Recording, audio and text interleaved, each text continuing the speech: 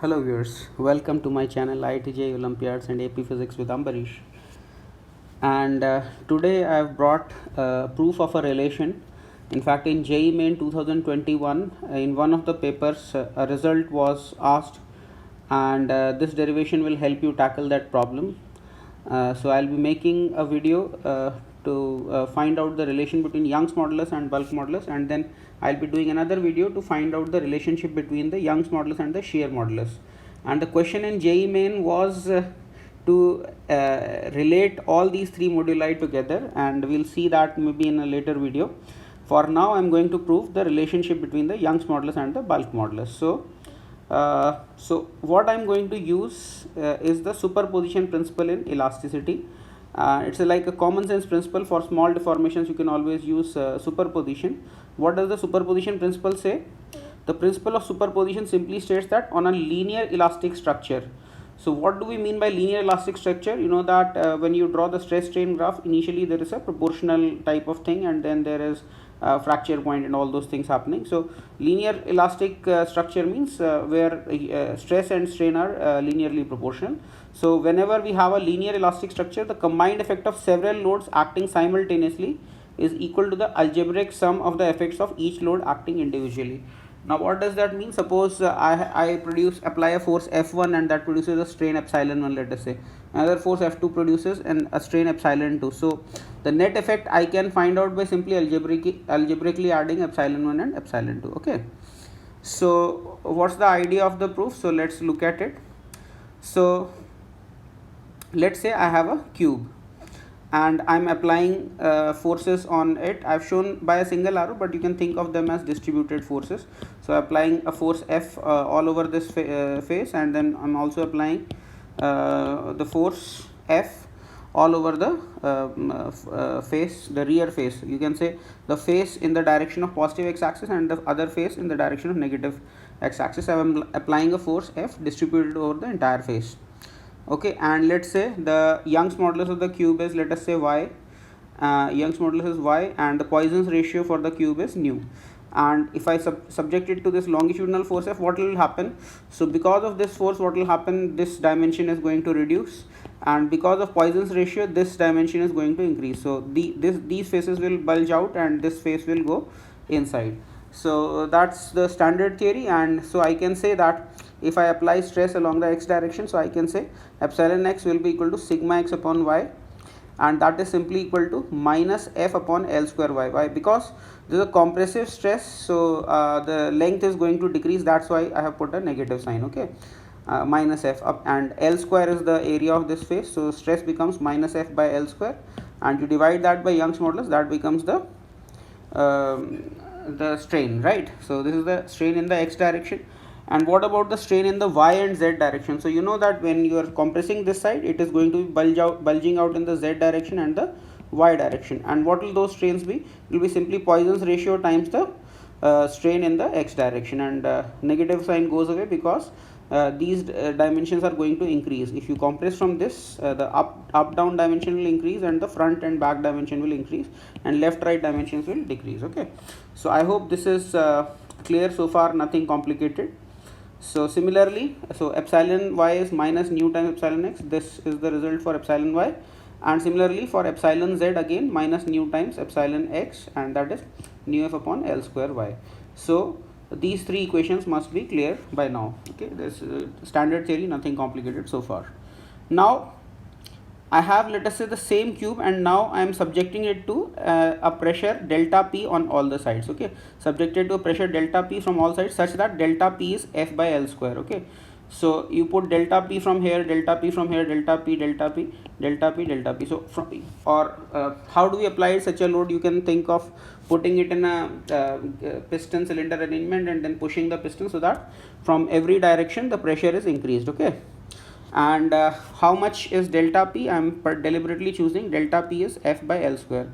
So a bulk loading or surrounding it by an external pressure is equivalent to putting a force F on all the six faces. Okay, so that's the equivalent loading. Okay, because I've chosen delta P as F by L square. Okay, so force is delta P into L square.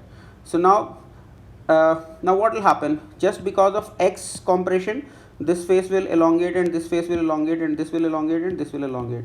Similarly, due to Y compression up and down, this these will decrease, and these two, the left right and the front back, they will increase. Similarly, due to the front and back forces, the front back dimension will decrease and this dimension will increase and the up down dimension will increase. So you can see that in the simultaneous load on all the three directions, every face gets compressed once, and that it gets elongated according to Poisson's ratio twice. So what will be the total elongation or total compression in the cube? So just applying the superposition principle, so we know that epsilon x, epsilon y and epsilon z each should be minus f upon L square y into 1 minus 2 Poisson's ratio. How am I getting this? See, if there were only compression, the strain would be minus f upon L square y, as I showed here. See, because of the compression alone, it is minus f by L square y, and due to elongation, it is nu f upon L square y, but this is happening twice. So when you are compressing the y direction, then also x direction is elongating, and z direction also x direction is elongating. So this type of strain will come twice. Okay, this type of strain will come once and this type of strain will come twice, and you superpose one time this and twice this, so you get what the net strain by superposition principle. It becomes minus f by L square y, you can take as common, and then 1 minus 2 nu. So I hope this equation is clear. This equation 4 is direct consequence of equation number 1 and equation number 2. Okay, fine. So this is the delta L by L net under action of three simultaneous forces. Okay, and I also know that volume is L cube, so and change in length is very small. We are assuming the elastic deformation limit, the linear proportionality limit, so you can just take log of this and differentiate. So delta V by V comes out to be 3 delta L by L, and since delta L by L is this, so just multiply it by 3 and you get this result. Okay, so this is the fractional change in volume under action of all the three forces, and we have found the fractional change in volume in terms of the Young's modulus. And now some of you might be able to see that how fractional change in volume can also be expressed in terms of bulk modulus. And if I equate the fractional change in volume based on Young's modulus and fractional change in volume based on bulk modulus, then it looks like we are going to get some useful relationship between the bulk modulus and the Young's modulus. Okay, so now if we treat this kind of loading as bulk loading or surrounding it by pressure, we can say that now this other standard result, bulk modulus is minus delta P divided by delta V over V, and delta P as I chose, so that is minus f upon L square. Okay, upon delta V by V. So what is delta V by V? Just rearrange this equation and you get delta V by V is minus f upon L square B. So let's call this equation number 6. So here we have delta V by V in terms of bulk modulus, and here we have delta V by V in terms of Young's modulus. Okay, now equate the RHS of equation 5 to RHS of equation 6. What do we get? So minus 3f upon L square y into 1 minus 2 nu is minus f upon L square B. Now cancel f upon L square on both sides, and simply you get this relation between bulk modulus as Young's modulus upon 3 into 1 minus 2 nu. So now this is the relation that I wanted to derive, but there's also a side point you can see from here. You know that bulk modulus for any conventional material should not be negative, because when you are applying pressure from all the sides, the natural expectation is that the dimension of the body will decrease, and upon compressing the body doesn't seem to generally you don't expect the bodies to increase their dimension.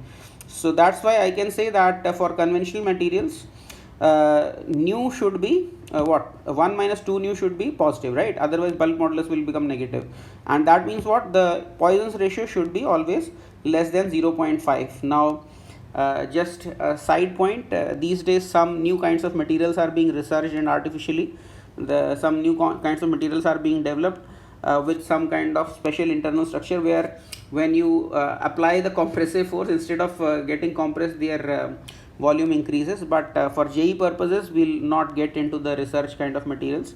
So that's why to play it safe, I use the word conventional materials.